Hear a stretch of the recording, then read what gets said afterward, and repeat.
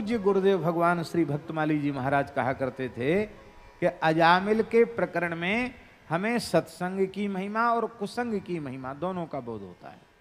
और महाराज जी कह रहे थे कि कुसंग का, हमने पूछा महाराज जी से, महाराज जी आपकी दृष्टि में सत्संग की परिभाषा क्या है?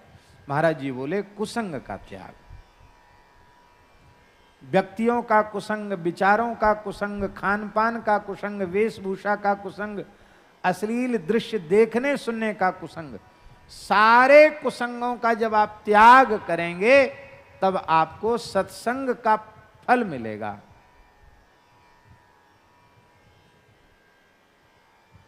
भैया जी, आपके घर के ऊपर टंकी है और टंकी में पानी चढ़ाने वाला पाइप 2-2.25 इंच का है, मोटर लगी हुई है, पानी चढ़ रहा है टंकी में, और 6 इंच का 8 इंच का बम्बा खुला हुआ है उसी टंकी का।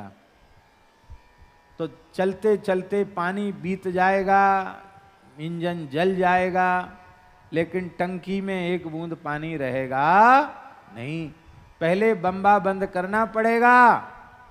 ऐसी कुसंग के छिद्र बंद नहीं करोगे तो संतों के साथ रहकर भी सत्संग का कोई प्रभाव नहीं हो।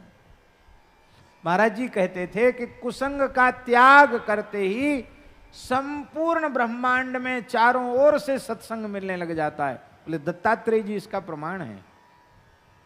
जो 24 गुरुओं से उन्होंने प्रेरणा ली है, वहां जाकर किसी से मंत्र दीक्षा नहीं ली, पर उनमें शिष्यता आ गई। उन्होंने कुसंग का सर्वथा त्याग करके ये दिखाया कि सारी प्रकृति उपदेश दे रही है उनको, उत्तम प्रेरणा दे रही है, सब जगह से उनको प्रेरणा प्राप्त हो रही है। जैसे सत्संग की महिमा है ना, जैसे सत्संग की महिमा है ऐसी ही कुसंग की महिमा है, कम नहीं है कुसंग की महिमा। जैसे बहुत लंबे समय के कुसंग को एक क्षण का सत्संग समाप्त कर सकता है, ऐसी बहुत लंबे समय के सत्संग को एक क्षण का कुसंग भी नष्ट कर सकता है।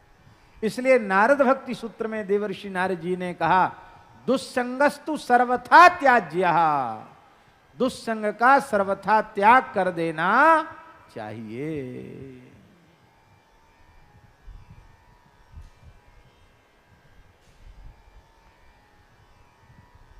ये जीवन में